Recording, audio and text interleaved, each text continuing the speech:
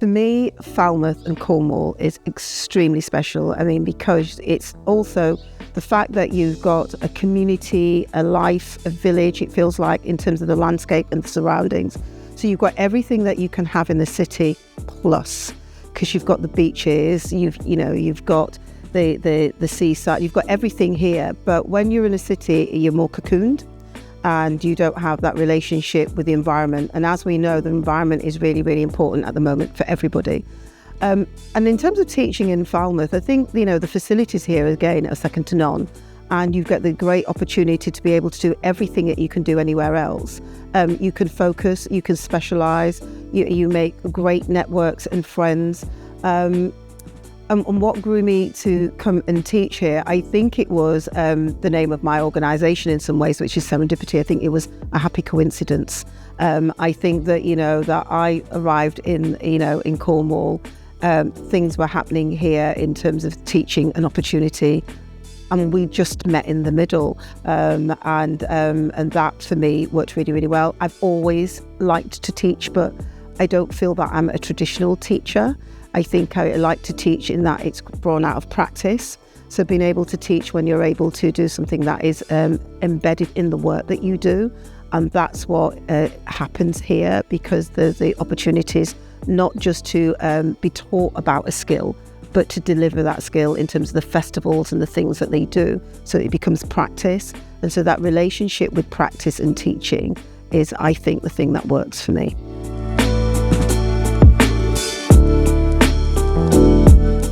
One of the things I said earlier is, you've got to be prepared to fail.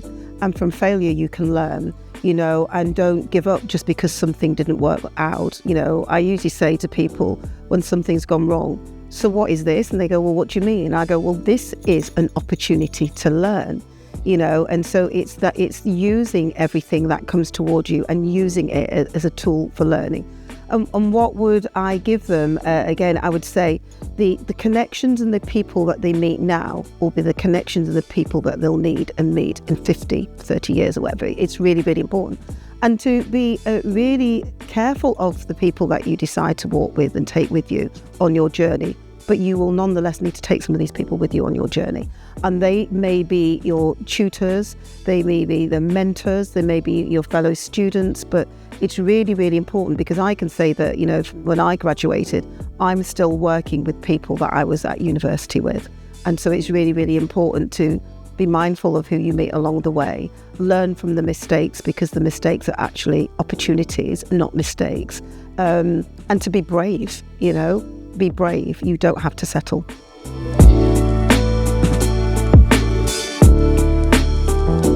It was really, really important about teaching and publishing, and it's what I've said about making the invisible visible. I think, I think people can see me, but sometimes they can't see me.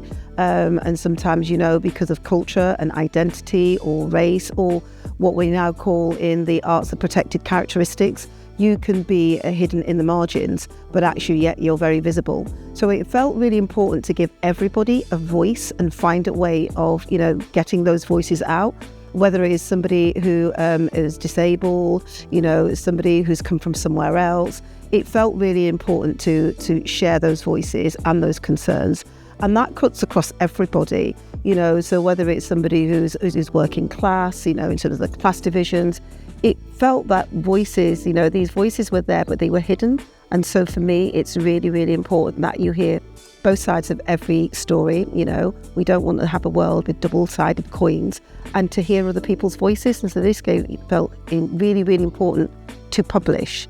And the thing about publishing is that although we're online at the moment, and online is really, really important, and digital technology is really important, the thing about physically publishing is that once it lands in the British Library, in 400 years it will still be there. When it lands on the internet, it disappears within 5 years, and you really have to search for it. So it's important to do a combination of both and understand the realities of where we are now.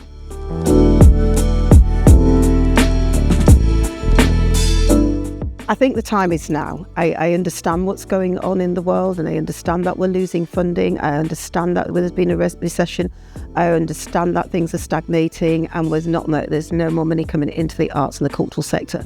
And whether that you're a creative and you're actually working as a practitioner or as an artist, or whether you're in education, it's a really, really fragile time.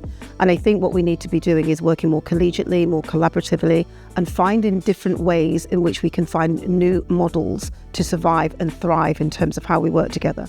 How do we embrace commercialism? How does it work with us without compromising what we do within the subsidised sector? I think without the arts and without culture, we lose so much, because, it opens up the opportunity, for difference. It opens up the opportunity for alternative opinions, alternative points of view, alternative perspectives. And I think it's really, really important always to hear what someone else has got to say. It doesn't matter that, you might not believe in it, but you have to hear their voices. And so I think it's really, really important now more than ever that we look at how can we come together as a sector, and how can we strengthen the sector? How can we work across these borders? And again, the thing about this is where technology does work. It allows us to work internationally. It allows us to do other things. It allows us to work creatively and to connect with people across the world, especially when, borders and barriers, are getting really, really tighter.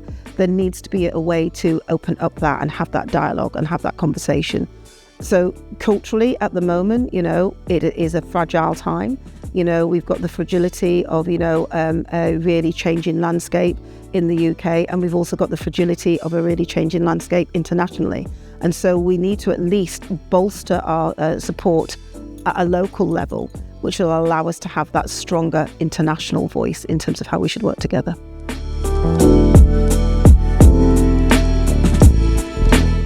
I think every day is a challenge, and every day something happens, but you learn how to navigate it, and you learn how to think, right, well, even though someone's put a blocker there, you learn how to get round the other side. You learn the skills to do that, and if someone says no when you go for funding, then you think, okay, what's wrong with it? They tell you what's wrong, and then you go back and you put in for more money to cover the things that they thought weren't there. You don't just give up and say, oh, I'm not going to do that. Most of it was valuable, and then they said, oh, but you've not done this, so okay, I've not done this, well, now I've done this, and you go back with the same application for more money.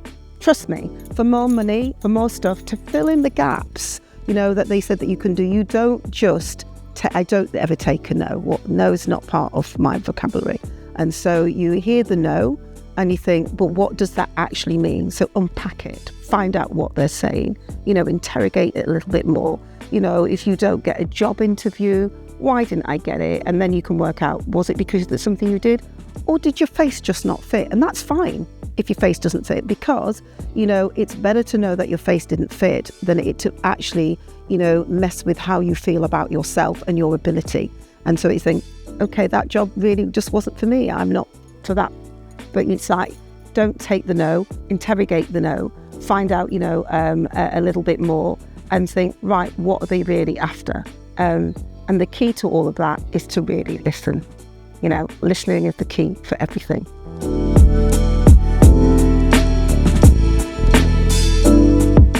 I think they just need to have a clear focus. They really do need to focus, and they need to understand what noise is around them. I also don't think they need to jump at the first offer that they get, because it may not be the thing that they want. They may be just thinking, well, I've got to get a job, I've got to pay these bills. The bill's not going to disappear, the student loan's not going to disappear overnight. So you really do need to settle and think, right, this has been all this learning that I've had. These have been the opportunities. What is it that I really want to do? And you really, in your first sort of job, in terms of graduating, find something that allows you to have a little bit of flexibility to hone your skills, or to learn the skills, or to learn the things that you don't want to do. And so if it's got a broad range in that first job, then you start to eliminate the things that you don't want to do. And then eventually you can say, right, on your next job, this is what I'm going for. You can be more strategic. The first one, you're sort of in the lion's den to a little degree. And if you're lucky, you have one where you're not just doing something that is just actually on rota and it's the same thing every day, but you're getting an opportunity to look at a range of different things. And so, my daughter at the moment is exactly in that position. And I've just said to her, oh, don't go for that. And she goes, well, Mom, I'm like, no, if that's not what you want to do, you've not spent that time, gearing up knowledge to just go and do something that takes you in another direction. Before you know it, you've been doing it 5 years and you're really unhappy and it's not what you wanted to do. I think if you're lucky enough to be able to say, right, let's try something else or have a pause, then I think you should have the pause.